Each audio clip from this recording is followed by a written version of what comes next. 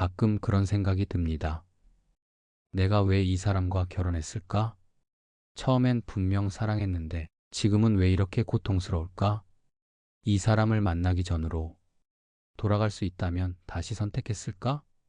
지나간 시간을 되돌릴 수는 없지만 그 시간이 왜 존재했는지 되묻는 일은 우리가 반드시 마주해야 하는 질문입니다.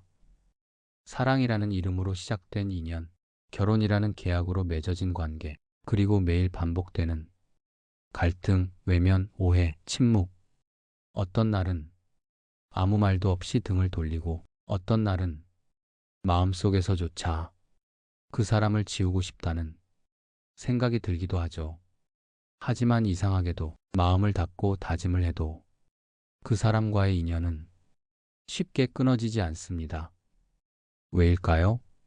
왜 우리는 떠나지 못하고 왜 우리는 다시 그 사람을 마주하게 될까요? 부처님은 말씀하셨습니다. 가장 가까운 인연일수록 가장 깊은 업으로부터 비롯된다. 사랑에서 맺어진 관계만 있는 것이 아닙니다. 때로는 전생에 주고받은 업이 너무 깊어 이번 생에 반드시 만나야 할 사람이 있습니다. 그 사람이 바로 당신의 남편일 수도 아내일 수도 있습니다. 전생에서 갚지 못한 마음의 빚, 상처를 주고 떠났던 미안함 혹은 끝내 닿지 못한 애절한 인연, 그 모든 미처 끝맺지 못한 감정들이 이번 생에 다시 우리를 마주하게 합니다. 그 만남은 평화로울 수도 있지만 종종 아주 거칠고 서로를 핥히는 상처의 시간으로 다가오기도 합니다. 그래서 부처님은 업보의 인연을 결의라 하셨습니다. 풀지 않으면 점점 더 엉켜버리는 매듭, 당기면 당길수록 조여오는 끈, 그러니 억지로 끊는 것이 아니라 지혜롭게 풀어야 한다고 하셨습니다. 우리는 그 사람과의 갈등을 단지 성격 차이라고 여기지만 불교에서는 그것이 곧 업장의 작용이라 말합니다. 업장이 깊을수록 그 사람과의 감정은 더 복잡하고 잘 안 맞는 것 같으면서도 도무지 떨어지지 않는 인연이 되곤 하죠. 그렇다면 이제 묻고 싶습니다. 그 인연 정말 참아야 하는 걸까요? 아니면 놓아야 하는 걸까요? 부처님은 이렇게 말씀하십니다. 참는 것은 인내의 덕이요. 놓는 것은 지혜의 행위다. 무조건 참는 것이 능사가 아니고 무조건 놓는 것이 해답도 아닙니다. 지금 내가 참는 이유가 그 사람을 위한 것이 아니라 내 업을 녹이는 수행이라면 그 참음은 위대한 공덕이 됩니다. 그러나 내가 계속 참으면서 마음이 무너지고 나 자신을 잃어간다면 그 참음은 수행이 아니라 스스로를 해치는 일입니다. 놓는 것도 마찬가지입니다. 이 사람을 원망하며 도망치듯 떠난다면 다음 생에 다시 그 인연을 마주하게 될 것입니다. 그러나 내가 집착을 놓고 그 사람을 향한 기대와 분노를 내려놓는다면 그 떠남은 업장의 끝맺음이 됩니다. 이처럼 참아야 할지 놓아야 할지라는 질문은 결국 내가 지금 어떤 마음으로 이 인연을 마주하고 있는가의 문제입니다. 삶은 질문이 연속이고 그 질문에 부처님은 언제나 같은 대답을 주십니다. 지금 이 순간 당신의 마음을 들여다보라. 상대가 아니라 당신의 고통을 바라보라. 그 사람을 바꾸려 하지 말고 당신의 마음을 바꾸라. 이 말은 너무 뻔해 보일지도 모릅니다. 하지만 뻔한 말이 우리 삶을 가장 크게 변화시킵니다. 우리는 너무 자주 상대가 나를 이해해 주기를 바라고 그 사람이 먼저 사과해 주기를 바랍니다. 그러나 부처님은 그렇게 말씀하시지 않았습니다. 그 사람이 나를 괴롭게 하더라도 내가 괴롭지 않다면 그 업은 나에게 머물지 않는다. 이 한 문장은 그 어떤 복잡한 해석보다도 지금 우리의 삶에 직접적인 가르침이 됩니다.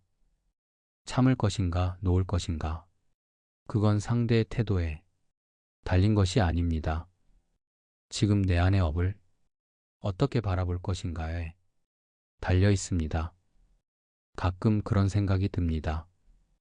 하루는 한 제자가 부처님께 고개를 푹 숙이고 물었습니다. 부처님, 아내와의 인연이 고통뿐입니다. 차라리 혼자 사는 것이 낫지 않겠습니까? 부처님은 조용히 웃으시며 되물으셨습니다. 그대는 왜 그녀와 결혼하였는가? 제자는 잠시 망설이다 대답했습니다. 사랑해서 처음엔 사랑인 줄 알았습니다. 부처님은 나지막이 말씀하셨습니다.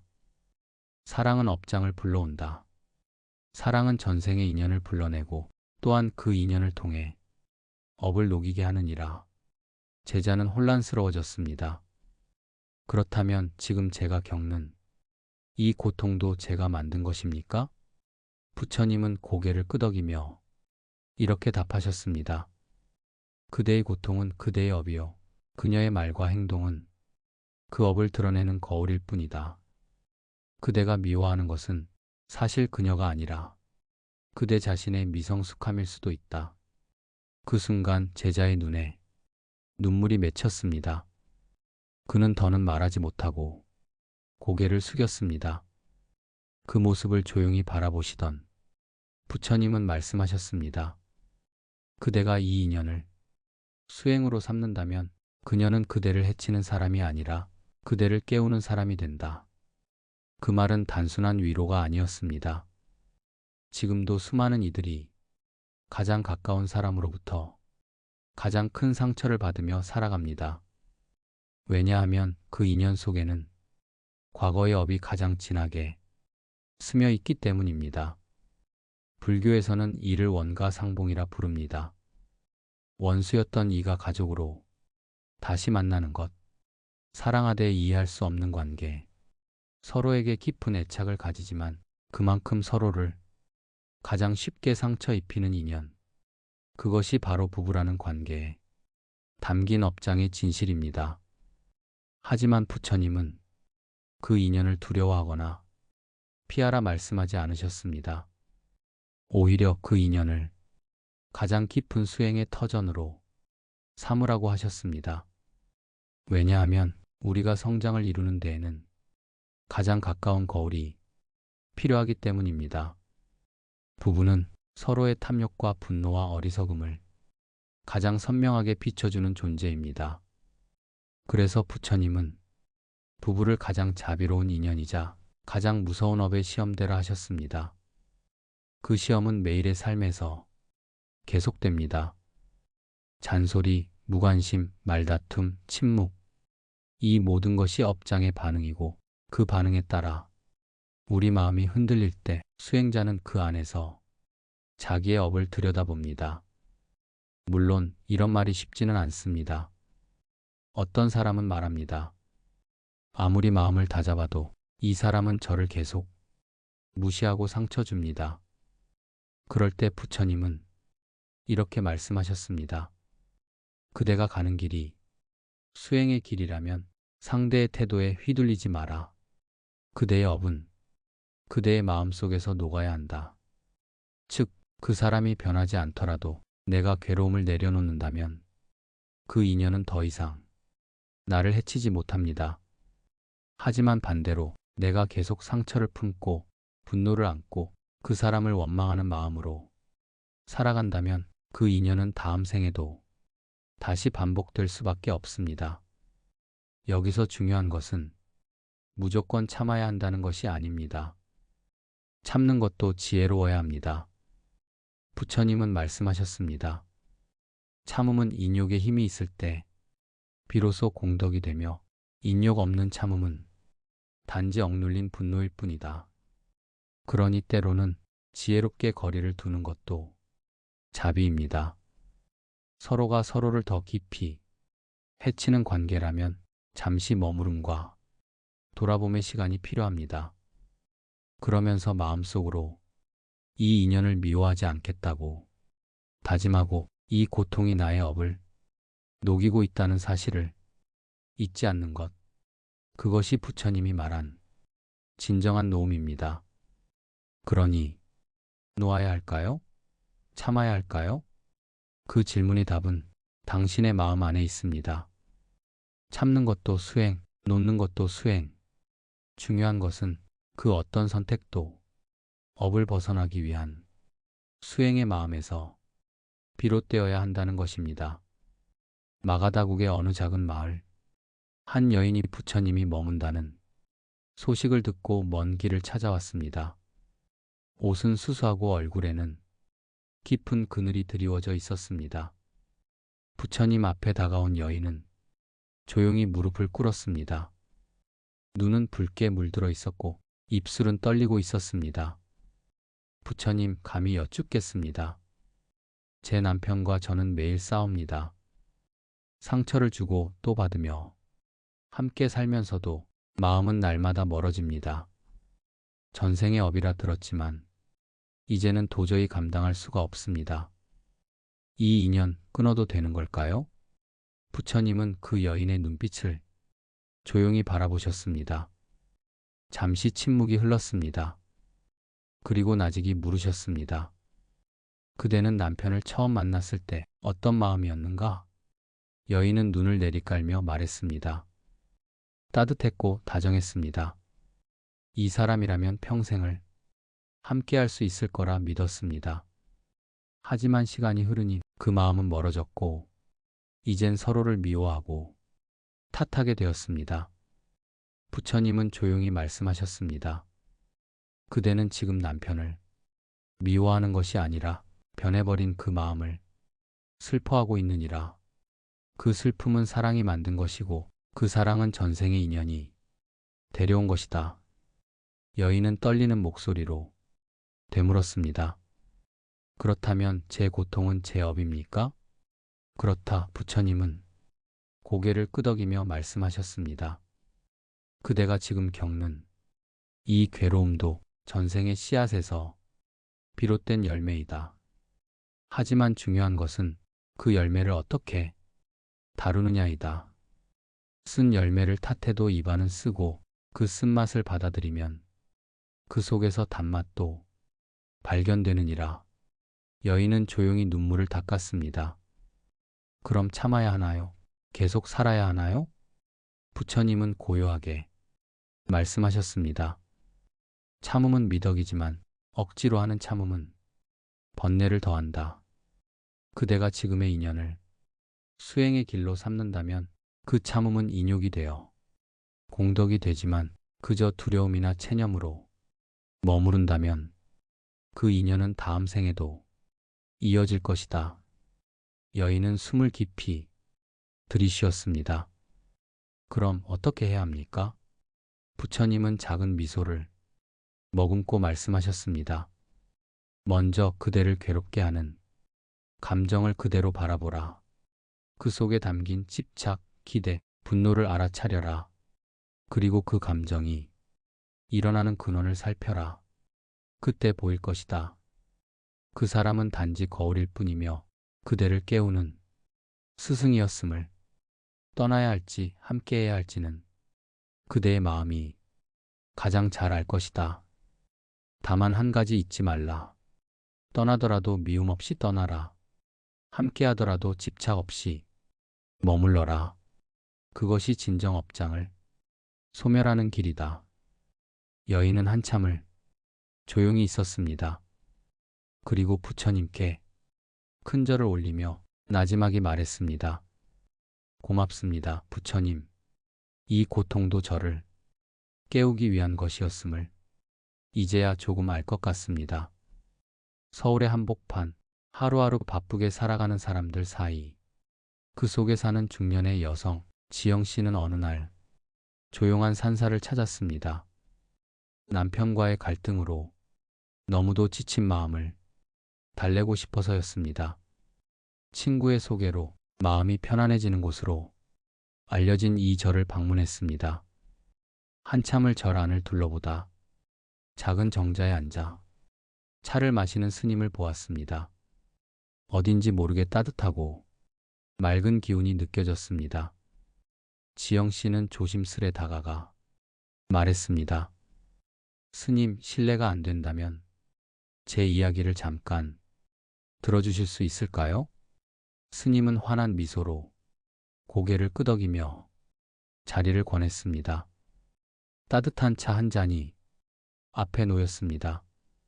산사의 고요한 공기 속에서 지영 씨는 그동안 누구에게도 말하지 못한 이야기를 꺼냈습니다.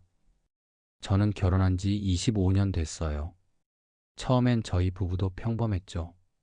하지만 지금은 너무 달라졌어요. 말만 꺼내도 싸움이 나고 서로 얼굴만 봐도 불편해요. 참으려고 했고 이해하려고도 했어요.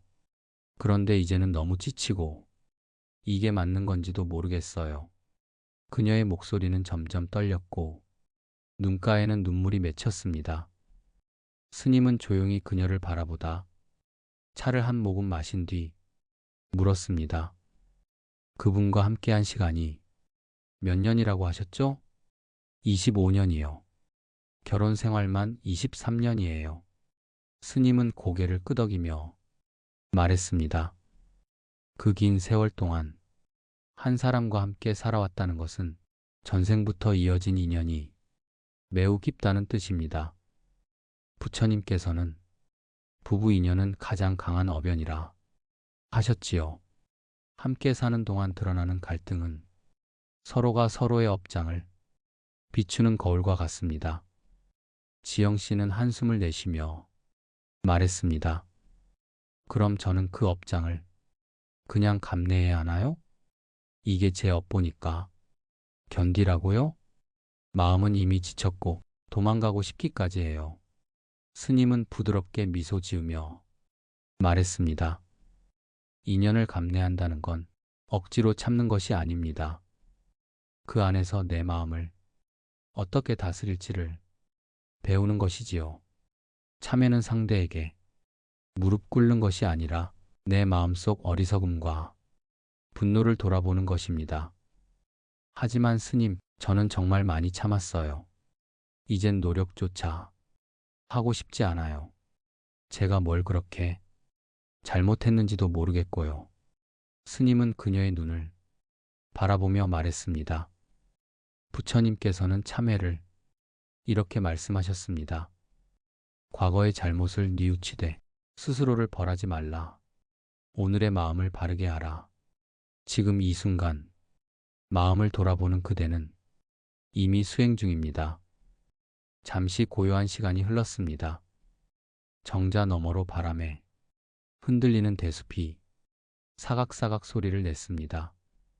스님은 지영 씨에게 다시 차를 따라주며 말을 이었습니다. 말 한마디를 아끼고 그 사람이 좋아하는 반찬을 한 번 더 해주고 늦게 들어와도 화내지 않고 등을 돌리는 것. 이 모든 것이 보시입니다. 금전이 아니라 내 마음의 여백을 나누는 것이지요. 그럼 이걸 계속해야 하는 건가요?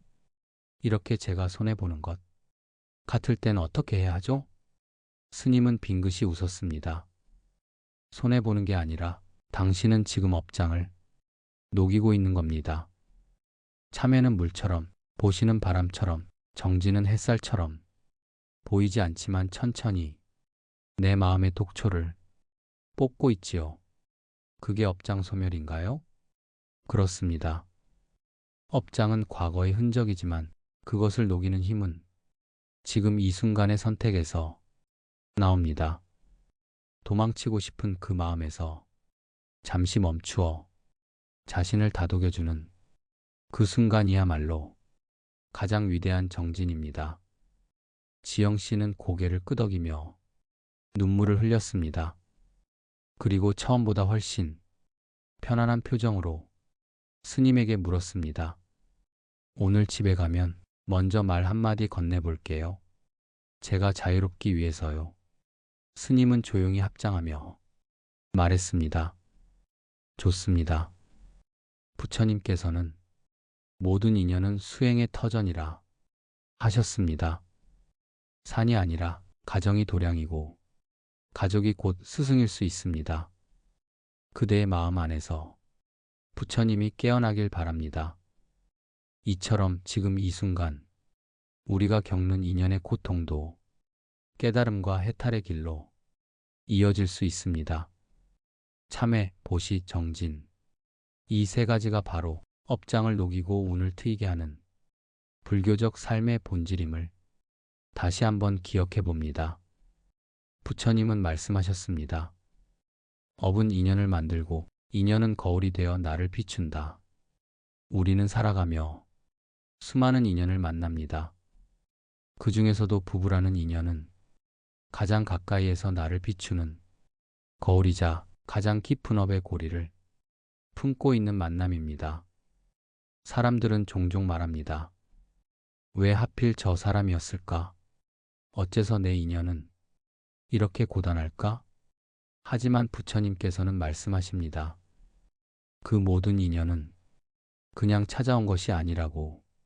그 사람을 만나게 된 것도 함께 웃고 또 다투고 때론 이해받지 못하고 때론 버거운 짐처럼 느끼는 것도 결코 우연이 아니라고. 그건 바로 당신이 전생에 심어놓은 씨앗의 열매이기 때문입니다.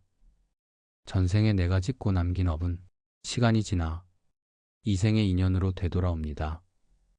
그 사람과 맺은 인연은 이번 생에 처음 만난 낯선 타인이 아니라 이전 생에서 이미 얽혀 있었던 인연의 매듭입니다.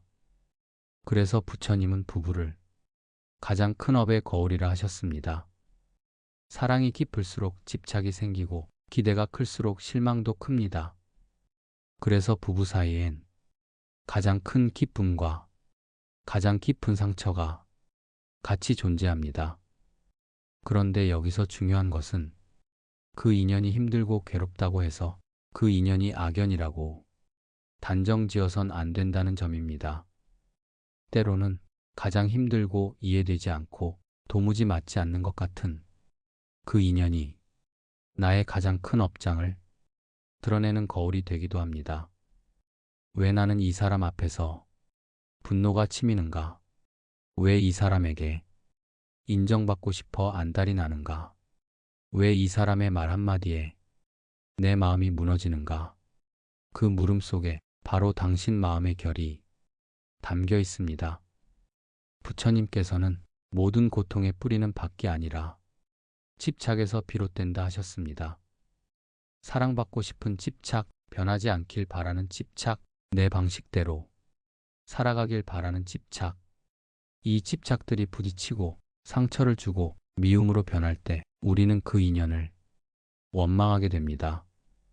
하지만 수행자는 그 미움 속에서 나는 지금 무엇에 집착하고 있는가를 돌아보는 법을 배웁니다. 어쩌면 당신이 함께 사는 그 사람은 당신을 수행자로 이끄는 가장 가까운 스승일 수 있습니다. 그 사람 때문에 참는 법을 배웠고 그 사람 때문에 자신을 돌아보는 법을 배웠으며 그 사람 때문에 나는 누구인가를 묻기 시작했으니까요. 여기서 우리가 할 일은 단 하나입니다. 미움을 키우지 않는 것, 업장을 다시 만들지 않는 것, 지금 이 인연 안에서 참회하고 보시하고 정진하는 것.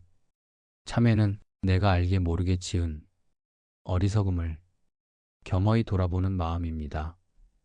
보시는 상대에게 물질이든 말 한마디든 기꺼이 나눌 수 있는 넉넉함입니다.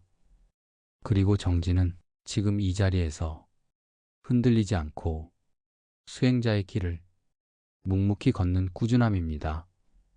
이 세 가지를 반복하는 하루하루는 과거의 업을 씻어내는 비가 되고 미래의 공덕을 심는 씨앗이 됩니다.